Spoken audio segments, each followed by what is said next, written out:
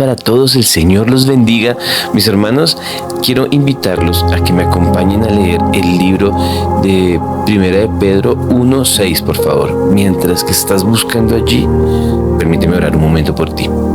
Padre Celestial, yo te pido que en esta mañana, Señor, tú te reveles a través de tu maravillosa palabra, Señor. Te pido que tu presencia se haga real en nuestras vidas, Señor. Yo te pido que nos des inteligencia, Señor, para entender cada palabra de esta enseñanza, Señor. Pero también te pido la sabiduría para que podamos aplicarla a nuestro diario vivir, Señor. Yo te lo pido, Padre, en el nombre de Cristo Jesús. Y también te pido, Señor, derrama de tu Espíritu, Señor. Espíritu Santo, yo te pido, ven y acompáñanos en esta tarde, Señor, en esta mañana o en esta noche, Señor. Yo te pido, enséñanos esta maravillosa escritura, porque yo puedo dar palabras, Señor, pero el único que las vuelve con intención eres tú, Señor. Así que yo te pido, Señor, toca los corazones de cada persona que está escuchando este mensaje, Señor.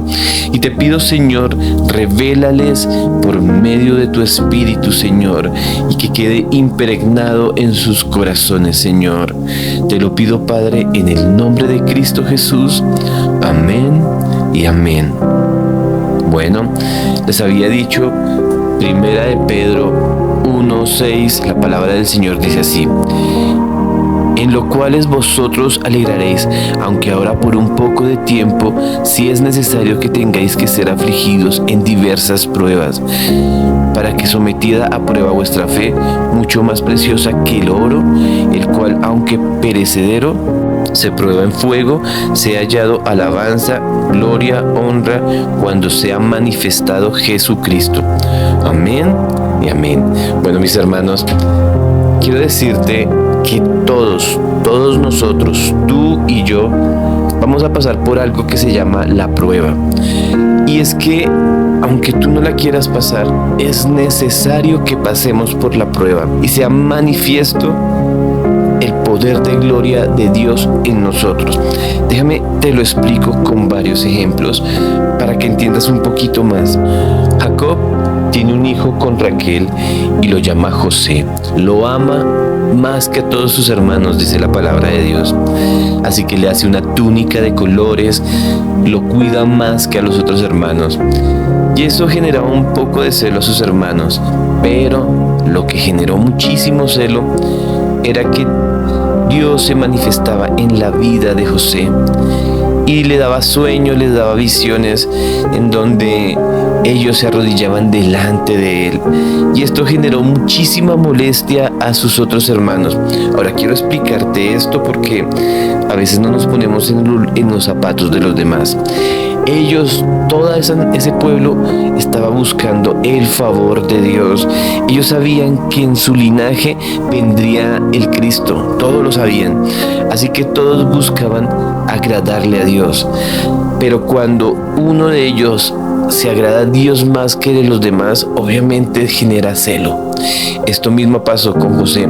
Ahora, quiero hacerte entender algo más.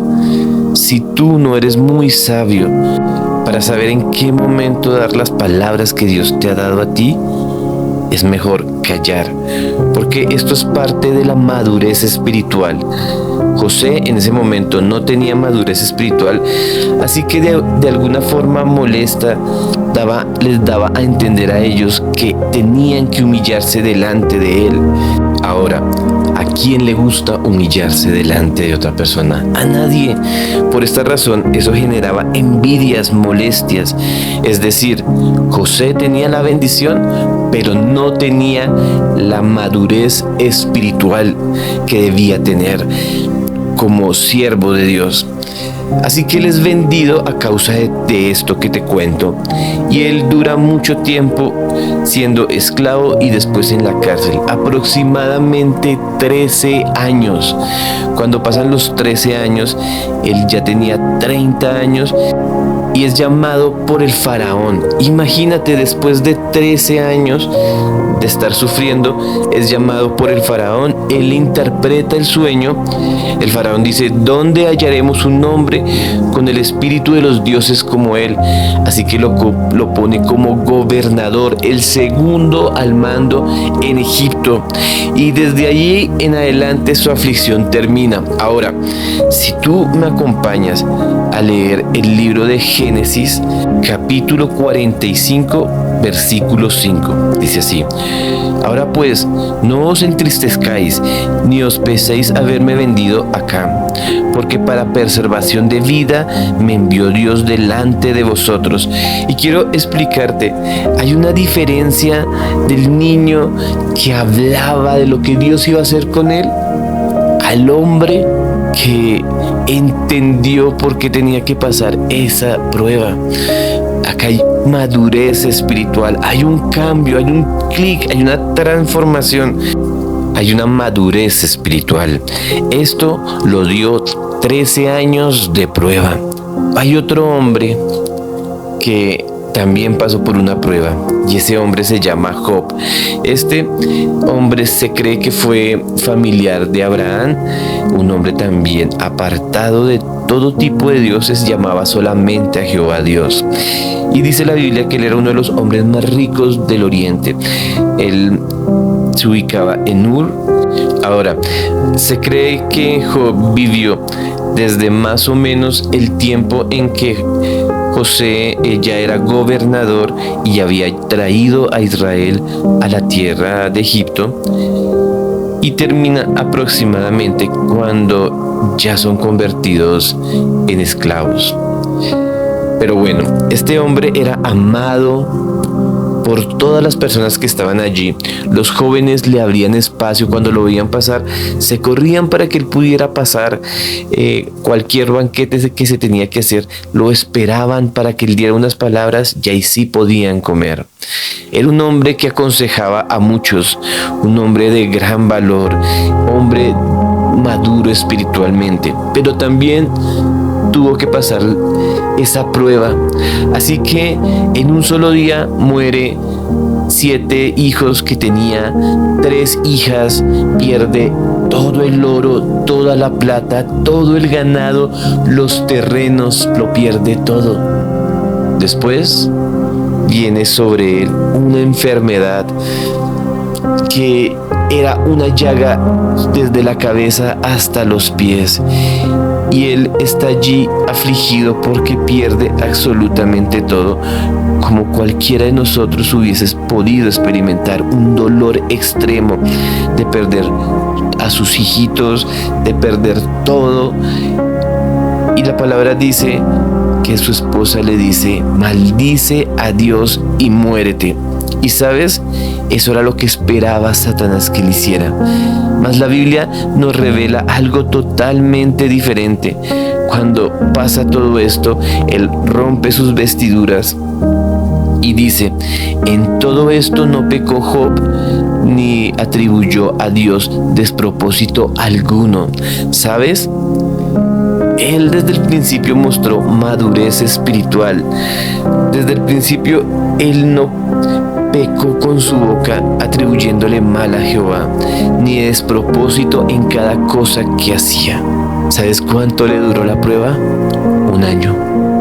Solo 1 año. ¿Y sabes? Le restituyó Dios al doble todo, absolutamente todo. La gloria, la honra, sus bienes, sus dineros. Le devolvió 7 hijos, 3 hijas, igual que al principio. Y estuvo mejor. Y tuvo largura de días, porque a partir de ese momento vivió 144 años para disfrutar a sus hijos, a sus nietos, a sus bisnietos. Hay otra historia también, y es Moisés.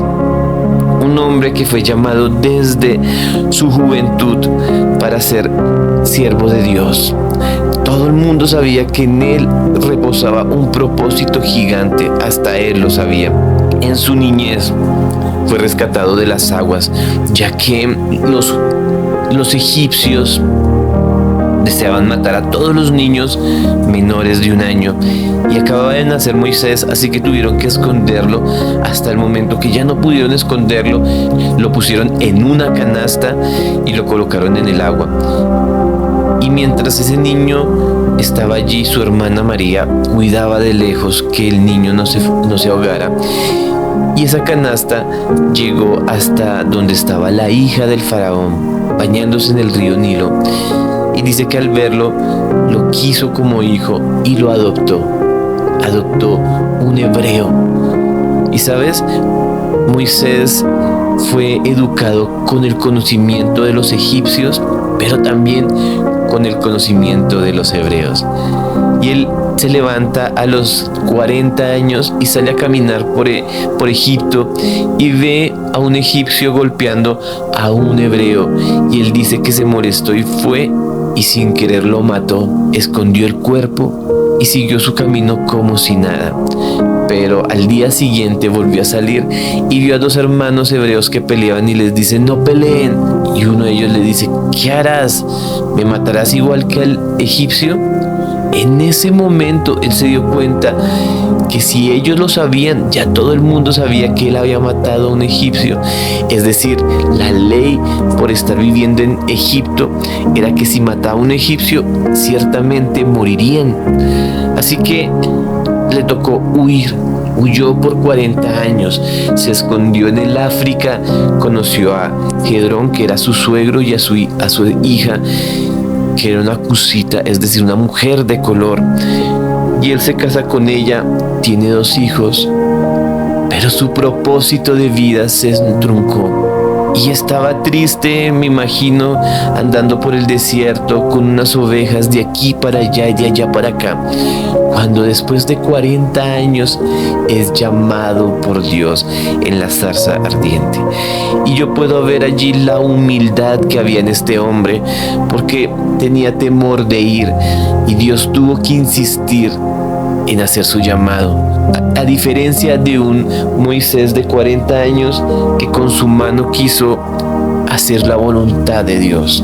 Hay una diferencia, y la diferencia es madurez espiritual. En el primero, él quiso con su mano ayudar a Dios. En la segunda, ya no quiso ayudar a Dios y Dios tuvo que forzarlo para que fuera. La Biblia dice que Moisés fue el hombre más humilde y manso que hubo sobre la faz de la tierra. Y esto muestra que él había encontrado en la prueba madurez. Ahora, ¿cuánto le duró la prueba a él? 40 años.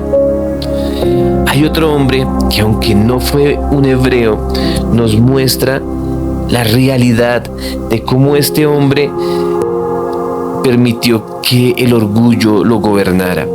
Y estoy hablando de Nabucodonosor, un hombre que tenía un imperio poderoso, el imperio más grande que existió en la tierra, que es el de los babilonios.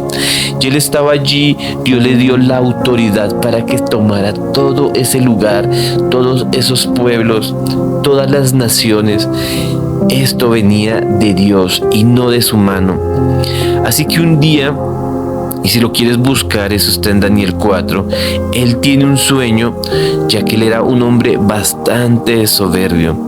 Tiene un sueño y él queda impactado por ese sueño. Y Daniel llama a Daniel, que Daniel, si era hebreo, era uno de los sabios, un sátrapa. Y le dice sobre el sueño y él se lo revela, que es un juicio sobre él, un momento de prueba para su vida. Así que él queda impactado, pero pasa el tiempo y no le toma mucho cuidado después de eso a ese sueño. Y en ese capítulo, Daniel 4, en el 30, él va caminando y se deja ver su orgullo que había en él. Dice: habló el rey y dijo: ¿no es la gran Babilonia que yo he edificado para casa real con las fuerzas de mi poder y la gloria de mi majestad? Cuando este hombre estaba abriendo su boca para decir esto, dice que se escuchó un sonido, la voz como de espiritual de alguien diciendo diciendo la sentencia que venía sobre él. Y este hombre se convirtió en un animal por durante 7 años. Su soberbia, su altivez hizo que él perdiera todo lo que Dios le había dado, un imperio gigante, porque eso se lo había dado Dios. Así que este hombre, con su altivez, pierde esa bendición, pero adicionalmente se convierte como un animal. Le crecieron las uñas como un águila, y dice que su pelo en todo el cuerpo creció y era tan grueso que parecían plumas. Y así duró entre las bestias por durante 7 años. Así que él estaba un día entre los animales, cuando de repente subió sus ojos al cielo y recobra su cordura. Y este versículo que te estoy explicando a ti aparece en Daniel 4:34. Quiero leértelo. Dice: mas al fin de los tiempos, yo, Nabucodonosor, alcé los ojos al cielo, y mi razón fue devuelta. Bendije al Altísimo, alabé y glorifiqué al que vive para siempre, cuyo dominio es sempiterno, y su reino por todas las edades. Todos los habitantes de la tierra son considerados como nada, y él hace según su voluntad en los ejércitos del cielo y los habitantes de la tierra, y no hay quien detenga su mano y diga: ¿qué haces? En el mismo tiempo mi razón fue devuelta y la majestad de mi reino, mi dignidad, mi grandeza volvió a mí. Mis gobernadores y mis consejeros me buscaron y fui restablecido en mi reino, y mayor grandeza fue añadida. Ahora yo, Nabucodonosor, alabo, engrandezco, glorifico al Rey de los cielos, porque todas sus obras son verdaderas y sus caminos justos, y él puede humillar a los que andan en soberbia. Y aquí yo veo algo tremendo. Después de 7 años, su soberbia, su orgullo fue bajado, y ahora él ya sabe darle la gloria a Dios. Es decir, tuvo madurez espiritual como los demás. ¿Por qué te muestro todo esto? Porque si tú y yo no tenemos madurez espiritual, nunca vamos a tener la tierra prometida, eso que nos prometió Dios a nosotros, lo que te prometió a ti y lo que me prometió a mí, o lo que está en tu corazón. Mira, José era escogido para salvar a su pueblo de esos 7 años de escasez, de esa recesión que se vivió por durante 7 años. Si él no hubiese sido procesado y no hubiese llegado a ser maduro, quizás no hubiese podido salvar al pueblo de Dios.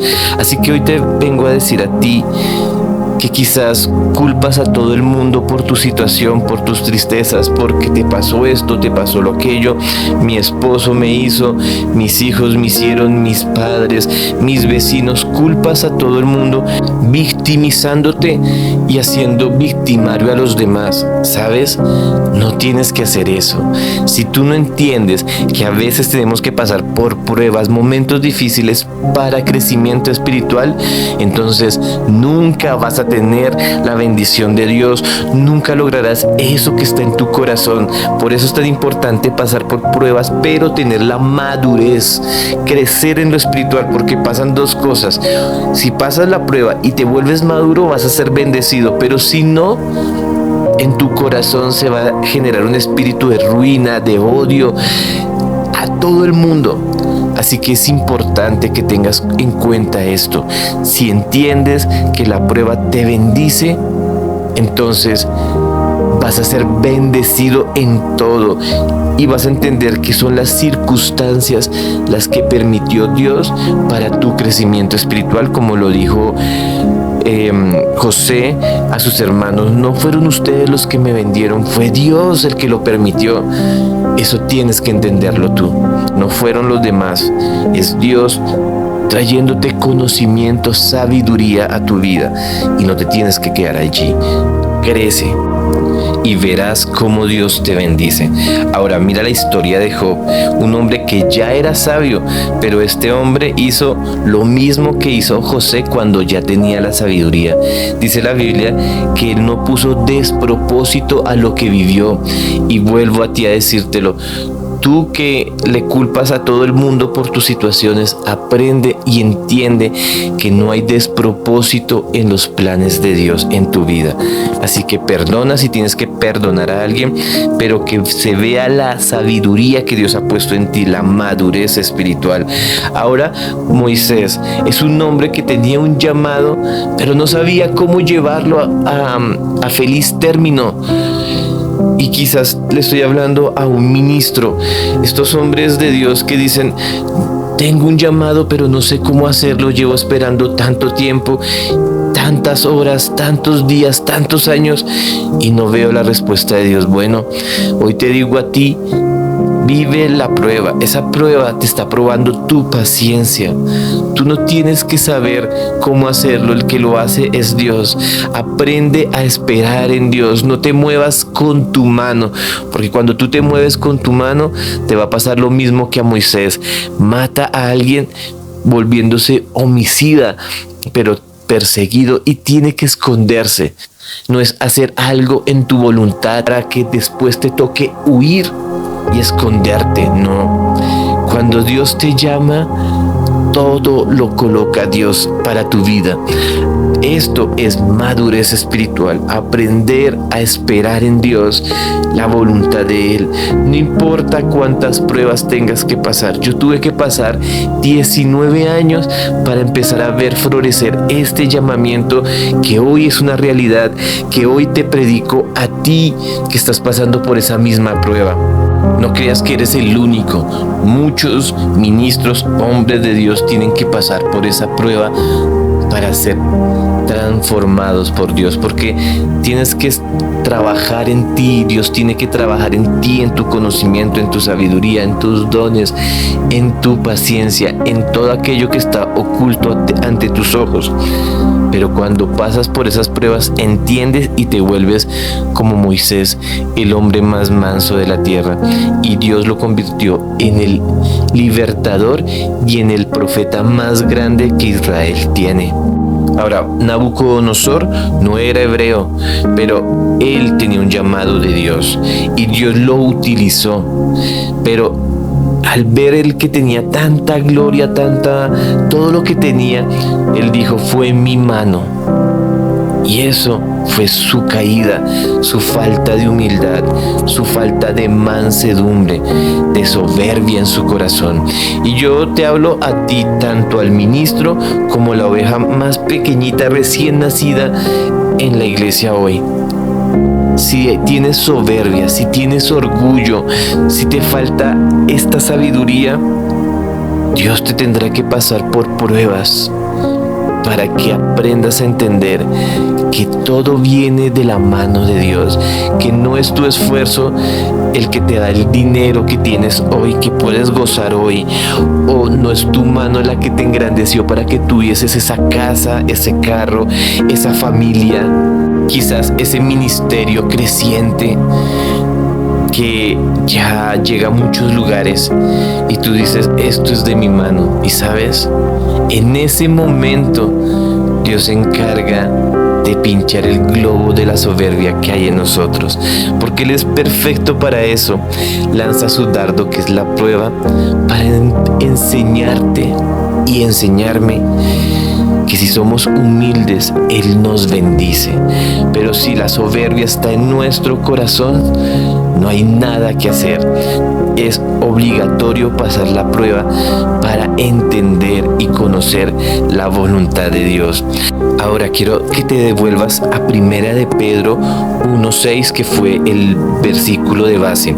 Quiero explicarte el contexto de este versículo, y es que en ese momento los cristianos del primer siglo estaban sufriendo persecución, los estaban arrestando, los sacaban de las casas, los llevaban a los coliseos, los ponían como juego delante del mundo para que los vieran morir cuando se los comían los leones, a él, a su esposa, a sus hijitos, los tomaban como antorchas vivas, encendidas en sus palacios para alumbrar sus jardines. Estaban pasando por pruebas reales. Sus vidas estaban en juego, no como nosotros que a veces sufrimos porque no desayunamos, por ejemplo. Así que Pedro les está diciendo a ellos en esta situación: alegraos, porque un poco de tiempo es necesario que pasen por diversas pruebas, porque nuestra fe debe ser probada, dice ellos. Como el oro es probado, pasado por fuego, así nosotros tenemos que pasar por la prueba. Y me impacta que Pedro les diga eso a este pueblo que estaba escondiéndose de los romanos. Y sabes, estos hombres y mujeres de Dios mantuvieron su fe al punto que hoy tú eres parte de esa descendencia.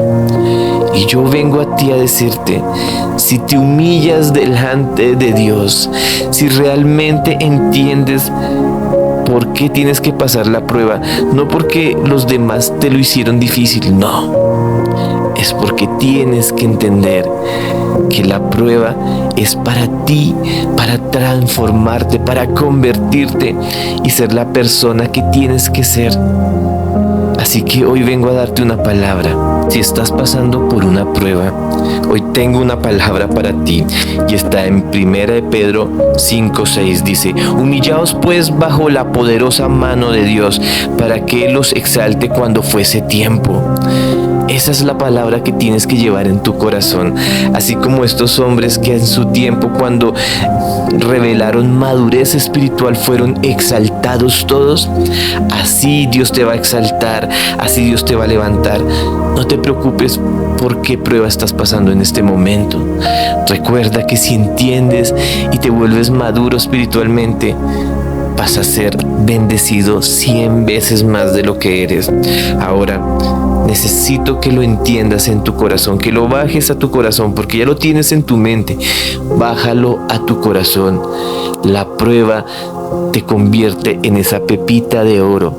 Yo no sé si tú sabías, pero cuando el fuego pasa por el oro a temperaturas extremadamente fuertes, tiende el oro a derretirse, y cuando se derrite deja ver todos los sedimentos, todos los metales que no son parte de él. Eso pasa contigo. Tienes que ser derretido en la prueba para que todo lo que no es agradable a Dios, la soberbia, el orgullo, la queja, todas esas cosas salgan de ti y seas transformado en el Hijo de Dios que tienes que ser. El oro, cuando quita todo eso, se le dice 18 quilates y brilla más. Cuando tú sabes que el oro es de 18 quilates, es lo mejor de lo mejor. Así Dios prueba tu fe.